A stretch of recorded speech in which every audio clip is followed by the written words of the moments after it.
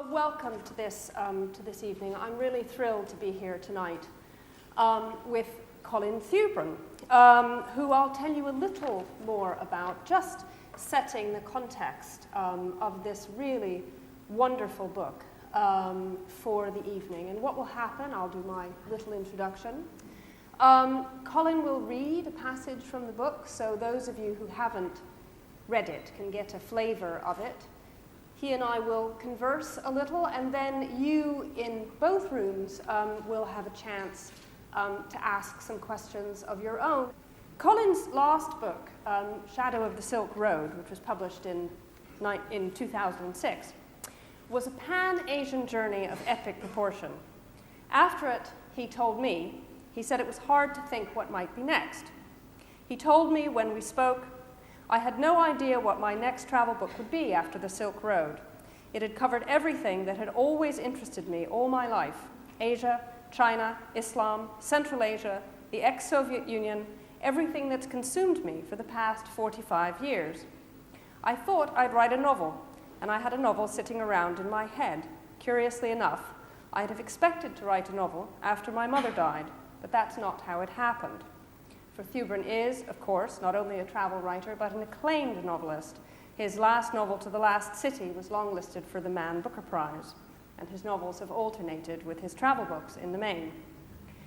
But it was his mother's death in 2007 which was the spur to a mountain in Tibet. The book circles that death as its author circles Mount Kailas, the goal of his journey. Kailas rises nearly 7,000 meters above western Tibet and is one of the world's holiest places. A crystalline pyramid, it is off limits to climbers on account of its sanctity.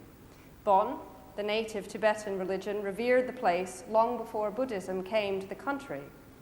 A lama Thubron meets on his journey tells him, in the beginning, Kailash was just rock and stones, without spirit. Then the gods came down with their entourages and settled there.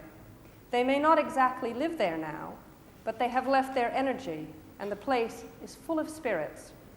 And it was to a place of spirits that Colin Thubron felt he needed to go. So to get a sense of that place of spirits, maybe you'd read a little bit about the origin and spur of this remarkable journey.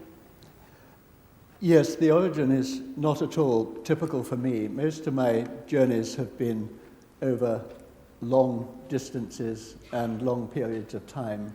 This one was short and charged. Often reviewers and other people have told me that my books are rather impersonal, that I'm quite distant in them.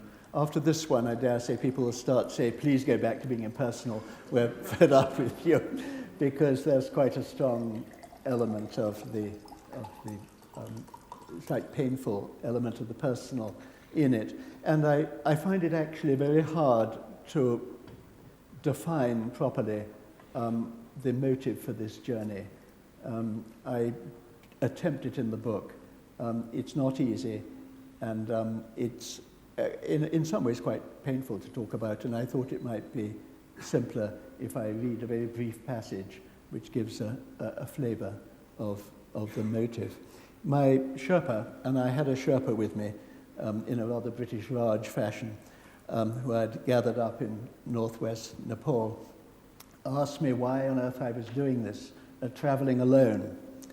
And I say I can't answer. Sometimes journeys begin long before their first step is taken. Mine, without my knowing, starts not long ago in a hospital ward as the last of my family dies. There's nothing strange in this, the state of being alone.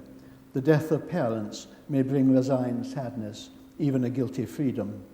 Instead, I need to leave a sign of their passage. My mother died just now, it seems, not in the way she wished. My father before her, my sister before that, at the age of 21. The Sherpa's eyes stay mute on me, puzzled. Solitude here is an unsought peril. I joke, nobody's fool enough to travel with me. It is already evening.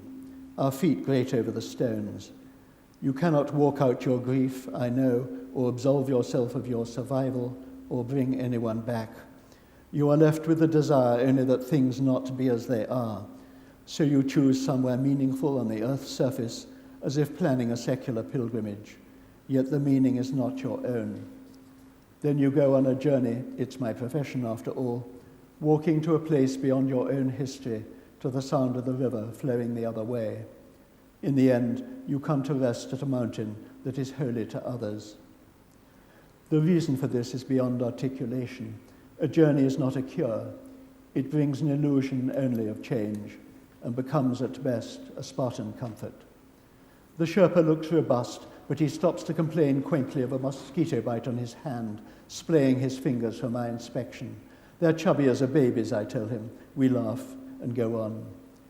To ask of a journey why is to hear only my own silence. It is the wrong question, although there seems no other. Am I harrowing myself because the world is mortal? Whose pain am I purging? Not theirs. An old Tibetan monk tells me the soul has no memory. The dead do not feel their past. Meanwhile, the sun is setting with a perverse radiance behind us.